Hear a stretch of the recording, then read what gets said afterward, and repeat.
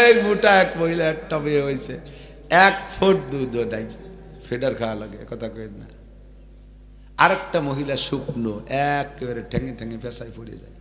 আল্লাহ তার ভিতরে কত দুধ দিয়েছে, এক একটা বাচ্চারে এইভাবে পেট ভরে দুধ খাওয়াচ্ছে। একবার যমজ দুধি হয়েছে, তাও দুধে 2 পেশার দুধ খেয়ে হারে ভরে সুস্থ সবল হয়ে রয়েছে, ঠিক না? একটা খেজুর গাছে এই মোটা গাছি, খেজুর গাছ কাটতে একটা বোতল নিয়ে উঠতেছে, রস সব জায়গায় ইস্যু হয়ে গেছে, ঠিক না?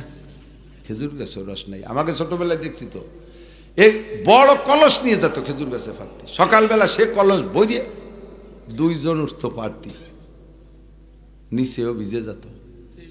আস্তে আস্তে খেজুর গাছের রস শেষ, পরে ছোট ঠিলে, এরপরে প্লাস্টিকের বোতল। সেদিন দেই যে গাছি কাটিয়ে থুয়েছে, বোতল টোতল একসময় জিব্বে ফাইতে দাঁড়াইছে। খালি পরে পরে 1 ফুট পরে ওর গাল ভেঙে নিয়ে এসতেছে।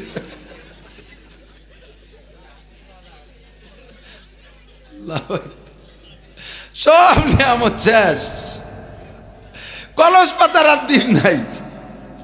তো চিকুন শুকনো খেজুর গাছে বড় এক কলস নিয়ে উঠতেছে। কি ব্যাপার? কয় যে সকালে এসে দেশ কেনে দেয় যে শক্তি কলস বই দিয়ে গাছ ভিজে গেছে, আর এত বড় মোটা গাছ একটা বোতল নিয়ে উঠতেছে। কি আরে গাছ কত বড় গাছ? ওই তাই হয় না, না হয় দেশ। সকালে দেয় যে 2-3 ফুট পর ছিল, তা বোতলে চুষে খেয়ে ফেলে দিচ্ছে। গাছ মোটা হলি রস হয় না। বহুত মোটা মোটা কাতালি কাতালি মহিলা 1.5-4 ভাত খাতে পারে, 1 ফুট দুধ হয় না। আর শূন্য মহিলা কোনো মতে কচু গেছু খায়, 2 বাচ্চা জোড়া জোড়া খাইয়ে টেপা হয়ে যাচ্ছে, ঠিক না? তাহলে দুধ কি তোমার কারামতি না আল্লাহর নিয়ামত? আল্লাহ প্রদত্ত নিয়ামত, ঠিক না? এই দুধ খাওয়ানোর সময় তুমি আল্লাহর নিয়ামত মনে করে, দুধের বাচ্চা তো বিসমিল্লাহ কইতে পারে না, স্তনে মুখ লাগাই দিয়ে কাপড় দিয়ে ঢেকে রাখবা। অন্য পুরুষের সামনে তোমার স্তন খোলা অবস্থায়, এমনকি নিজের সাবালেক ছেলের সামনে যদি মা স্তন খোলা অবস্থায় দুধ পান করায়, তাহলে কোলের বাচ্চাটা বেহায়া হয়ে যায়। কারণ মা বেহায়া অবস্থায় দুধ খাইছে না, পরের বাচ্চাগুলো বেহায়া বেশরম হয়ে যায়, লজ্জা শরম কিচ্ছু থাকে না। ছেলে সাবালেক হয়ে গেলে, মেয়ে সাবালিকা হয়ে গেলে, তার সামনে দুধের বাচ্চাকে মা স্তন পান করাবে, দুধ পান করাবে, কাপড় দিয়ে মাথাটাকে ঢাইকে বিসমিল্লাহকে বুকের সাথে মুখ লাগাই দেবে। খাওয়া যখন শেষ হয়ে যাবে, বাচ্চা মুখ সরাবে, মায়ের মুখে আলহামদুলিল্লাহ পড়বেন। প্রত্যেক 1 ফুটা না, ওই দুধরে জাররা বানাইলে এই জাররা হইলে কত জাররা হইতো, অর্থাৎ একটা বালুকণা পরিমাণ, এত সংখ্যা পরিমাণ নেকি আল্লাহ পাক তোমাকে দান করবে। বাচ্চারে দুধ খাওয়াইবা, ইবাদত হয়ে যাবে। বাচ্চারে দুধ খাওয়াইবা, ইবাদত হবে। স্বামী স্ত্রী আনন্দ করবা, শরীয়ত সম্মতভাবে আনন্দ করবা। তোমার শুরু থেকে শেষ পর্যন্ত ইবাদত। রাতের বেলা বাচ্চাদেরকে ঘুমাই দিয়া স্বামী স্ত্রী যখন নির্জন কক্ষে যাবে, তখন দুইজনের দিকে তাকাইবে। আল্লাহর পক্ষ থেকে 2 জনের ভিতরে আভ্যন্তরীণ পরিবর্তন ঘটায় দেবে। একে অপরের দিকে তাকায় মুস্কি মুস্কি হাসে, একে অপরের দিকে তাকায় তাকায় মুস্কি মুস্কি হাসে। সর্বপ্রথম সাক্ষাৎ হবে স্বামী স্ত্রী হাতে হাতে মুসাফা। 2 জনে মুসাফা করে ঝাঁকি দিলে এই 2 জনের হাতের থেকে সব সগীরা গুনাহ ঝরে পড়ে যায়। স্বামী স্ত্রী আনন্দ, সে জায়গায় দেখেন গুনাহ মাফ হয়ে যাচ্ছে। শালীর হাত ধরে ঝাঁকি দিলি কবিরা গুনাহ ঝরে যায়, বাবির হাত ধরে ঝাঁকি দিলি কবিরা গুনাহ ঝরে, গাছ ফেলে দে ফ্রেন্ডের হাত ধরলি কবিরা গুনাহ, জুতোর বাড়িতে সল খুলি বেলায় তো বাড়িয়ে ফেরেশতা। শয়তান হাত ধরার আর জায়গা পালি না। স্ত্রী স্বামী স্ত্রী 2 জনে হাত ধরে মুসাফায় ঝাঁকি দিলে হাতের থেকে সগীরা গুনাহ ঝরে যায়। বলেন না সুবহানাল্লাহ। এরপরে 2 জন মুআনাকা বুকের সাথে কুলাকুলি করবেন। লজ্জা শরমের কি আছে শিখাই দেই দোস্ত। কুলাকুলি আরো নানান জায়গা, যে জায়গা মতো কুলাকুলি করো না বলে তো জুতো মারামারি আরো। কয়েকদিন পর তালাক দিয়ে তারপরে হুজুরকে ফাঁসে ফাঁসে দৌড়াই বেড়াও, হুজুর বহু তালাক দিচ্ছেন, ফিরিয়ে আনার কি ব্যবস্থা? ফিরিয়ে আনার ব্যবস্থা তোরে বাড়ি উঠতে হবে, জোড়া বাড়ি। তালাক দেওয়ার সময় ওসব চায় না, ওই 2 জন মিলে আগ হয়ে তালাক দিছিলাম, তার তো খুশির সময় দিলি না কেন? রাগ হয়ে তালাক দিছিলাম, তাকে রাগ হয়ে দিলি কা? খুশির সময় দিলি না কেন? তা খুশির সময় তালাক দেয় নাকি? তা খুশির সময় দেয় না, রাগ হয়ে দিলি হয় না, তা তালাক হয় কবে? আর ভাঙিয়ে ফেলাই দেওয়ারি বোদ্দারে গেলি, ও তালাক হয়ে গেছে। সুন্নতের পর আমল করো না। স্বামী স্ত্রী 2 জন নির্জনে যে তখন কুলাকুলি করবা, আল্লাহ পাক দায়িত্বশীল ফেরেশতাদেরকে বলে ওই দুধের নূরের পর্দা দিয়ে ঘিরে দে। দুটিরে পর্দা দিয়ে গিরিয়ে দিয়ে তোর আর একদিক ফিরে থাকবি, ফজর পর্যন্ত যা করে ওদেরকে ফিরেও তাকাবি না। দুইজনের আমল নামায় খালি রাত ভর নফল নামাজ লিখবি।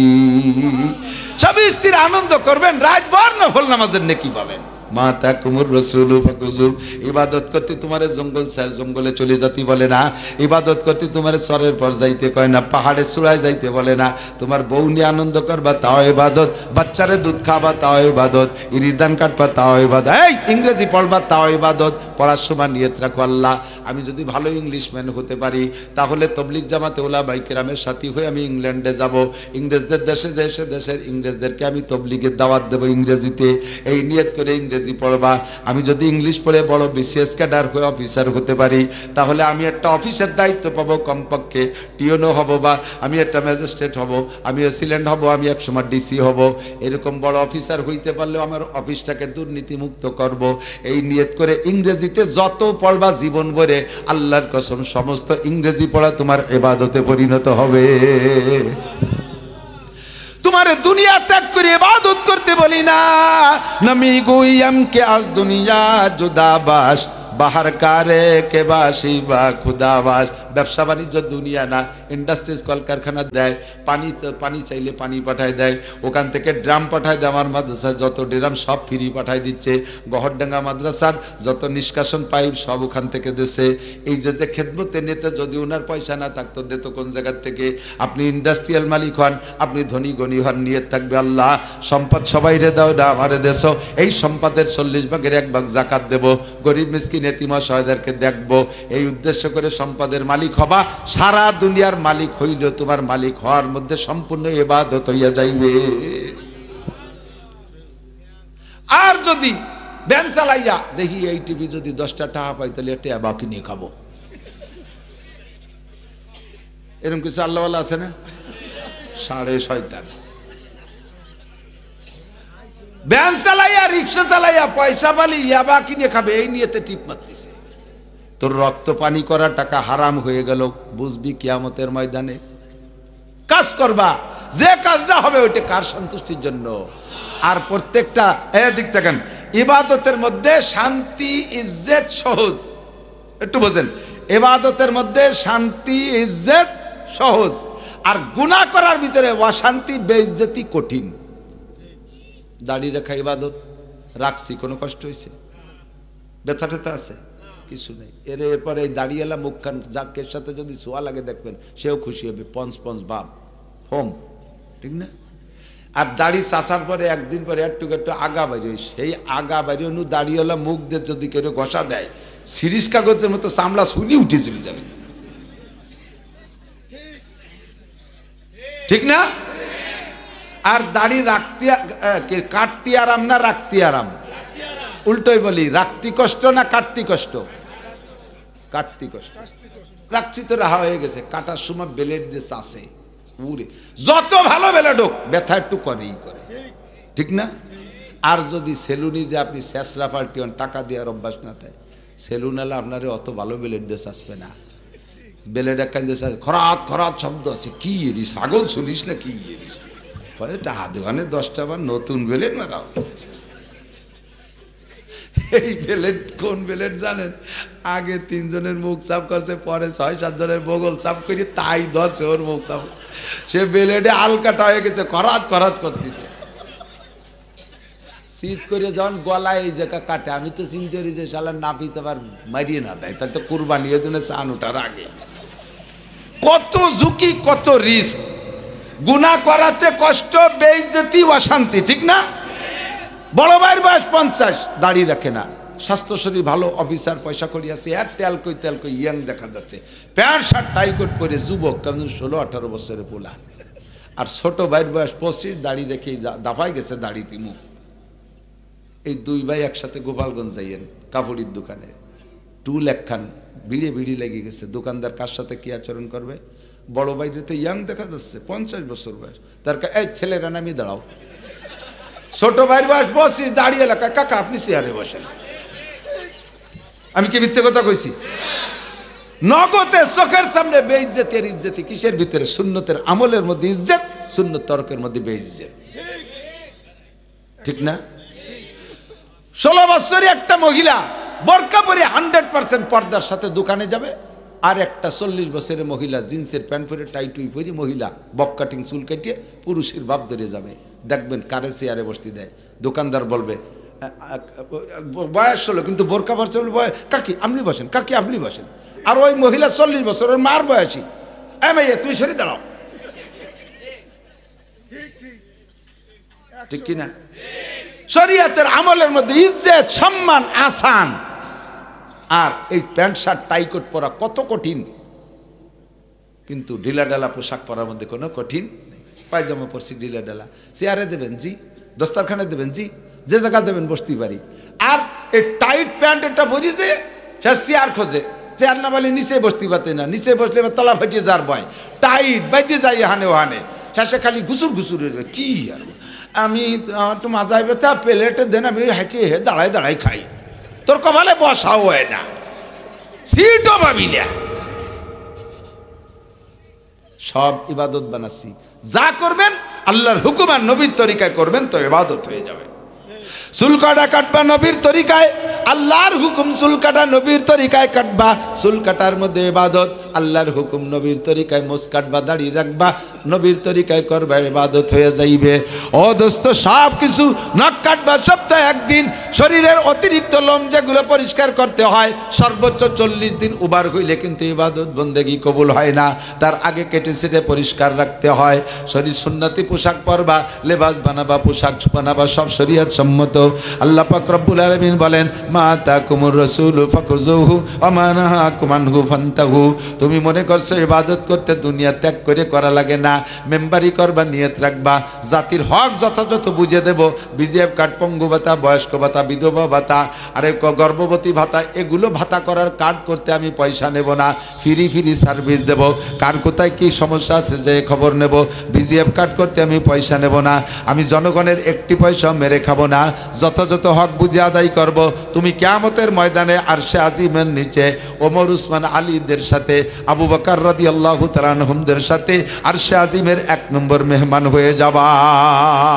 চেয়ারম্যান সাহেব যদি এরকম হও, তুমি আবু বকর, উমর, উসমান, আলীর সাথে আরশে আজিমের মেহমান হবা। এমপি সাহেব এমন হলে তুমি এই সম্মান পাবা, মন্ত্রী সাহেব এমন হলে তুমি এরকম পায় হবা।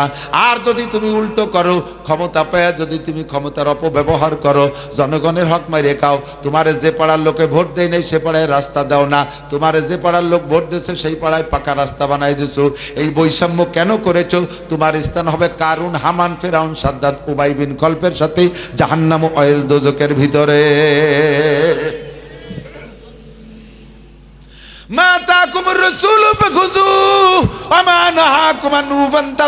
প্রত্যেকটা কাজ হবে আল্লাহর হুকুম নবীর তরিকায়। বলেন কার হুকুম? জোর হলো না? কার তরিকায়? নবীর তরিকায়। তাহলে দুনিয়ার সব কাজ আপনার ইবাদত হয়ে যাইবে, ইবাদত করতে আলাদা কোনো পরিশ্রম করা লাগবে না। এবার জানতে চাইলাম, আল্লাহ ইবাদত করব কতদিন? মাসখানিক এভাবে চললে কি হবে নাকি কতদিন করা লাগবে? আল্লাহ কয় ওয়াবুদ রাব্বাকা হাত্তা ইয়াতিয়াকাল ইয়াকিন। যতদিন তুমি জমিনের উপরে থেকে আল্লাহর নিয়ামত ব্যবহার করবা, ইবাদত তোমার অতদিন করা লাগবে। মরার পরে কবরে গেলে আল্লাহর নিয়ামত তুমি ব্যবহার করবা না। এই জন্য ইজা মাতাল ইনসানু ইনকাতা আনহু আমালুহু, মরে যাওয়ার পরে সব আমলের দরজা বন্ধ, কোনো আমল করা লাগে না। বেঁচে থাকবা, অক্সিজেন ব্যবহার করবা তো ইবাদত করা লাগবে, পানি পান করবা তো ইবাদত করা লাগবে, আল্লাহর নিয়ামত ভোগ করবা তো ইবাদত করা লাগবে। কাজেই বলা হয় ওয়াবুদ রাব্বাকা হাত্তা ইয়াতিয়াকাল ইয়াকিন, তোমার রবের ইবাদত করবা মরণ আসার আগ পর্যন্ত। এই সব আমল কতদিন? মৃত্যুর আগ পর্যন্ত। বলেন কতদিন? বিরাস। এই বিরাস করলেও দাঁত চাপায়, মেসক করলেও দাঁত চাপায়। আমি তো পান খাই খুব, একেবারে খুব খাই না, অনেক বেশি খাই না, এমনি একটা শেষ হলে আর একটা খাই। এভাবে দিন বইরে রাত বইরে খাই। এই যে এখন মেসাক করতে সুযোগ পাইনি, মেসাক করে আসলে আপনার টের পাইতেন না যে আমি পান খাই কিনা। 30 বছর পান খাচ্ছি, সেইভাবে তো আমার দাঁত অত লাল না, কালাও হয় নাই। আমি বিরাস কোনোদিন ব্যবহার করি না। এত পান খাইয়া দাঁত মাঝে মেসক দিয়ে, তাতে যদি আমার দাঁত ভালো থাকে আলহামদুলিল্লাহ, আশা করি আমার মুখেও গন্ধ নেই। অনেকে আছে কথা কয় মোহাব্বতের ঠেলায় একের গাছ সাথে মিশে মুহির সাথে মিশে কথা কয়। আরে আমার মুখে, আমি তো বলছি যে গন্ধ নেই, কিন্তু আমার মুখের গন্ধ আমি টের পাই না, আমার মুখের গন্ধ আপনি টের পান। আপনার মুখের গন্ধ আমি টের পাই, আপনি তো মুহির সাথে মুখ মিশে কথা কন। আমার তো গ্যাসে পেট ফুলি যাচ্ছে, দম বন্ধ হয়ে যাচ্ছে আপনার গন্ধে, বলতেও পারি না মিয়া আপনার গালে গন্ধ, লজ্জা। তা আপনার একটু হিসেব থাকা উচিত না? মুখে হাত দিয়ে বলেন অথবা পরিমাণ মতো দূরত্ব বজায় রেখে কথা বলেন। হচ্ছে মতো কথা পায় আর সাথে সাথে স্প্রে অতি তালে রয়েছে। একজন আমার ফিটি গলা জড়াই দৌড়িয়ে কান দিয়ে দিয়েছে ওই পাশে, হুজুর কি যে মহব্বত করি আপনার, খালি ইউটিউবে দিই, সারা জীবনে আপনার আমি 2 বার দেখছি, সারা জীবনে, তার আজকেই প্রথম। সারা জীবনে 2 বার দেখছে, তার আজ বলে প্রথম। আমি তো তার দ্বিতীয়বার কবে যে আগে একদিন, তাহলে সেই দিন আগে না আজকে আগে, আজ সেদিন প্রথম না। হুজুর খুশি ঠেলায় ভুলে গেছি কি খবর টের পাইনি। কোলাকুলি হয়ে আমার জড়াই ধরে ওই পাশে মুখ নিয়ে হাসি দিল না কান্দি দিল আল্লাহ জানে, গালে ছিল পান, ফসফস করে স্প্রে, আমার সাদা জামাটা আর পিছনে শেষ। মৌলানা লেখক সব ছিল ওই ফেরিতে উঠিয়ে, মামার ফেরিতে উনি আসতে আসতে করে জামাইটা পাল্টান, মাই সর্বনাশ হয়ে গেছে। তুই কাজ দাও লিখি কয় হুজুর ধুয়ে ফেলেন, খুশি সামলাতে পারিনি।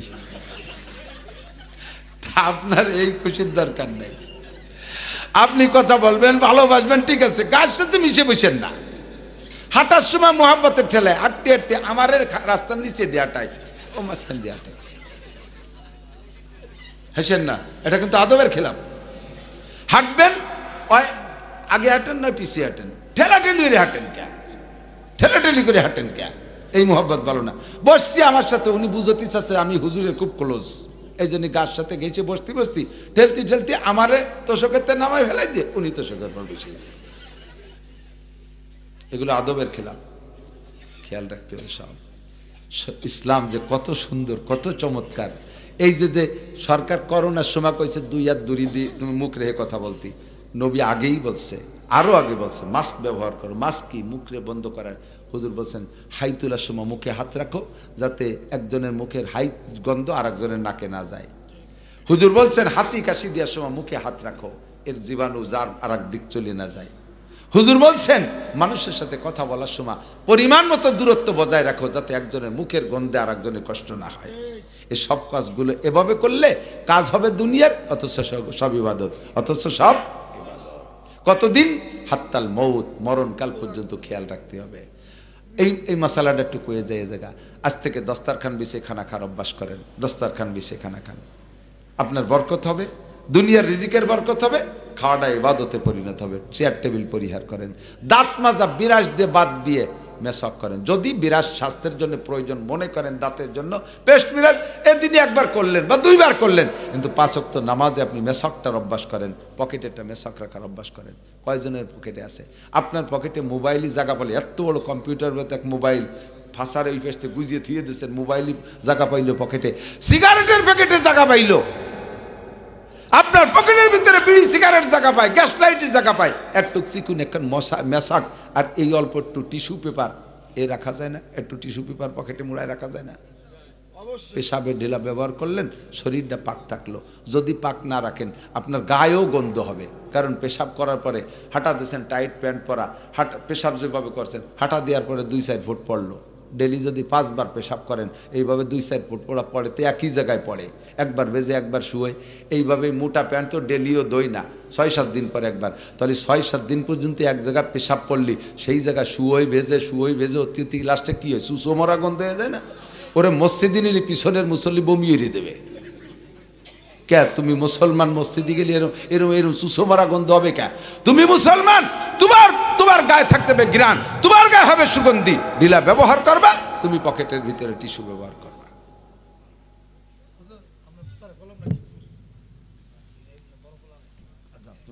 তুমি আর ওয়াজের আগে কথা কবা না, মুনাজাতের আগে। এই যে তোমার হ্যাঁ যাও, তুমি খাইয়ে পরে সকালের দিক দেওয়া হয়ে যাও।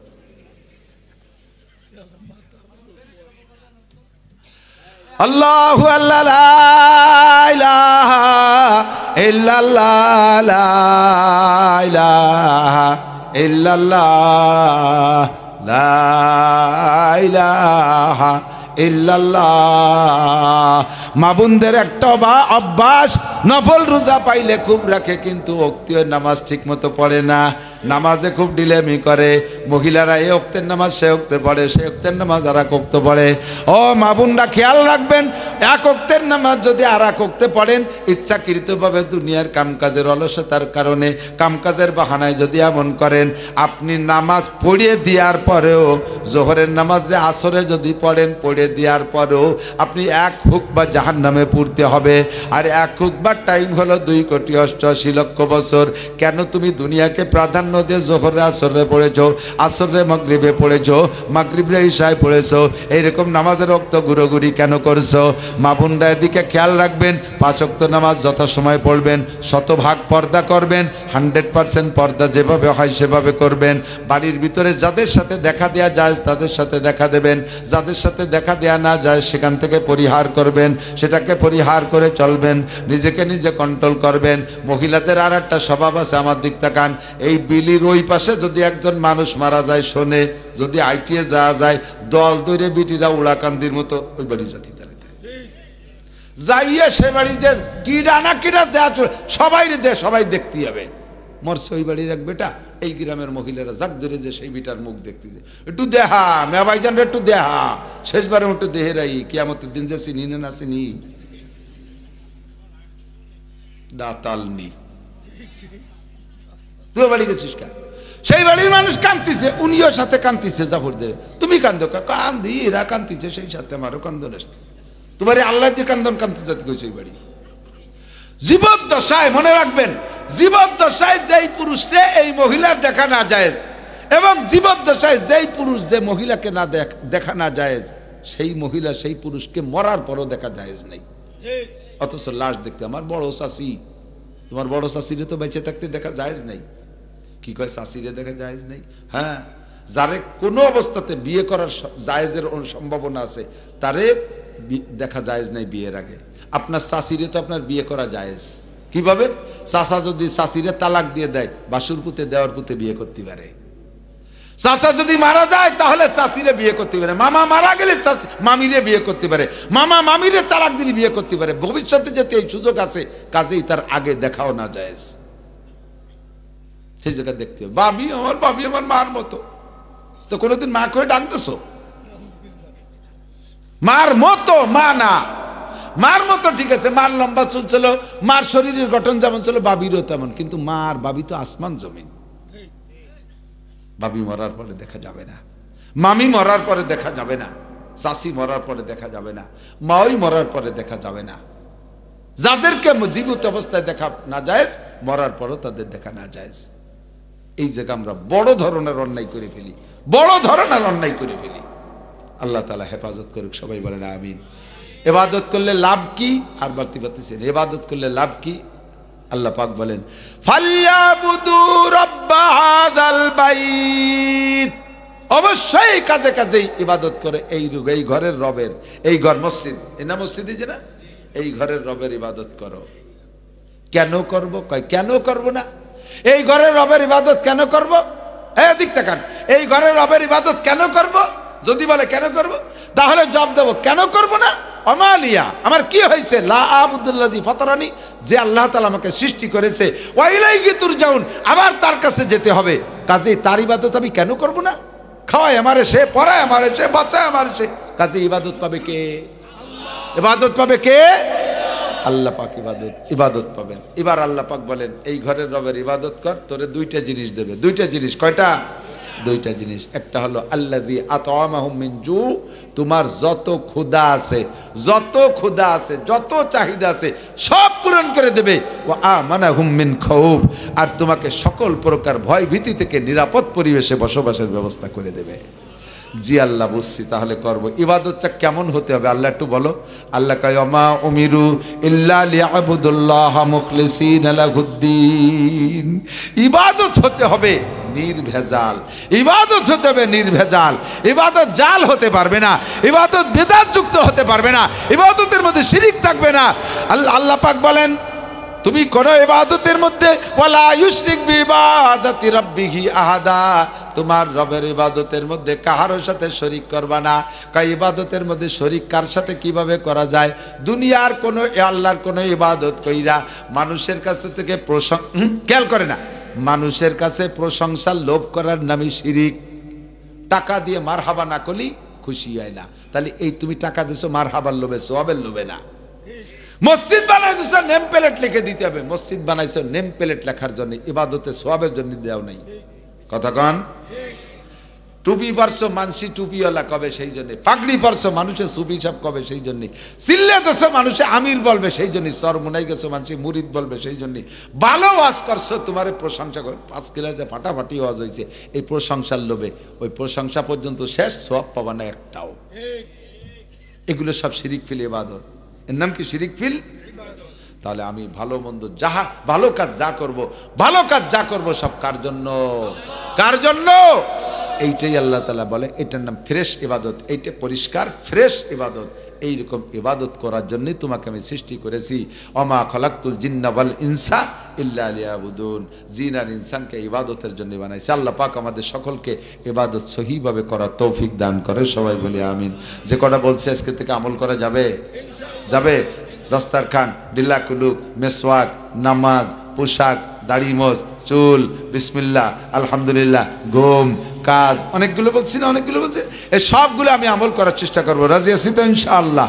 আল্লাহ তাআলা আমাদের তৌফিক দান করেন। বলেন 31শে জানুয়ারি, 1-2 ফেব্রুয়ারি কি হবে? নির্বাচন, বিশ্ব ইজতেমা। কি বলেন? জানেন কারা কারা? বলেন। 31শে জানুয়ারি, 1-2 ফেব্রুয়ারি। জানান না জান এই ইজতেমার পর্বে সমর্থনে আছেন কারা কারা? একটু আল্লাহকে হাত দেখো। আমরা সবাই এই দলে, ঠিক কি ঠিক না? আল্লাহ কবুল করুক। পরবর্তীতে আরেকটা ইজতেমার ডাক দেশে, ওই যে কয়দিন আগে মারামারি হয়েছে না জানা, না ঠিল বাহিনী, হ্যাঁ, জাবাল গর্দার জিবিল্লাত না গর্দার, জীবন ভরে আগে মারামারি হয়ে দাঙ্গা হাঙ্গামা করে বেড়াইছে, মাঝে কয়দিন পাগড়ি ভরে ঘুরে বেড়াইছে যুবকে, তাতে সে সেই স্বভাব পাল্টাতে পারি নেই। মারামারি ওরা জায়গা পায় না, যাই ইজতেমার মাঠে ঘুমন্ত মানুষ কটারে বাড়ি দিয়েছে। এই দাঙ্গাবাজি, ফিতনাবাজ, সন্ত্রাস পার্টি জীবনেও কোনোদিন হেদায়েতি দল, তবলিগি দল হইতে পারে। আল্লাহ তাআলা তাদের থেকে আমাদেরকে রক্ষা করুন, বলেন আমিন। আল্লাহুম্মা সাল্লি আলা মুহাম্মাদ ওয়া আলা আলি সাইয়্যিদিনা মুহাম্মাদ ওয়া বারিক ওয়া সাল্লিম। দুরূদ শরীফ পড়ি, দোয়া হবে, এক্ষুনি দোয়া হবে। আল্লাহুম্মা সাল্লি। আর কোনো কাজ আছে নেই? দোয়া করব। তা তো ও কইলে শিয়ানো লাগে, ও তো আমাকে দুয়ার নিয়মই দেয়। তবারক আছে ও এদিক, না না না না, মুনাজাত চলা অবস্থায় তবারক দিলি মুনাজাতের সাথে বিয়াদবি হয়। মুনাজাত করবো কার কাছে?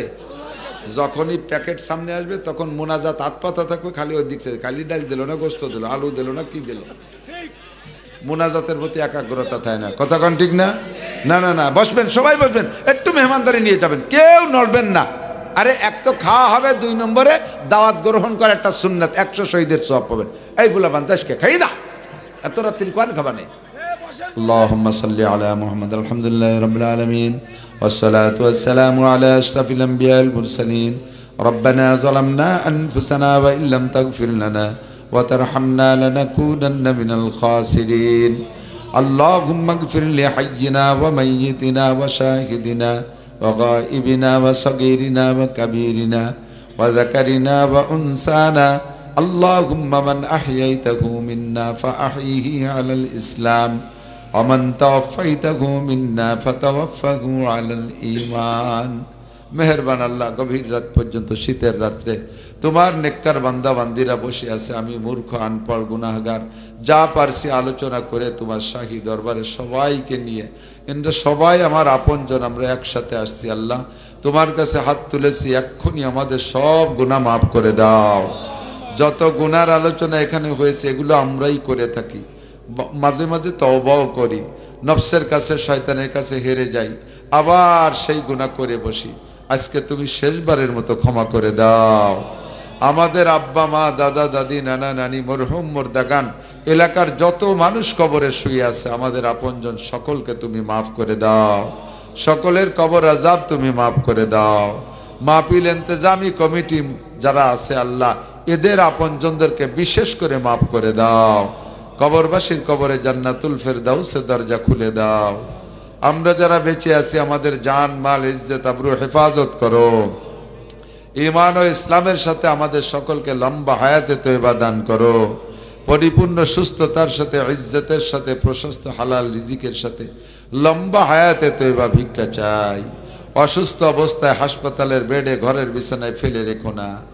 আয় মালিক, তোমার যে সকল বান্দারা দিনের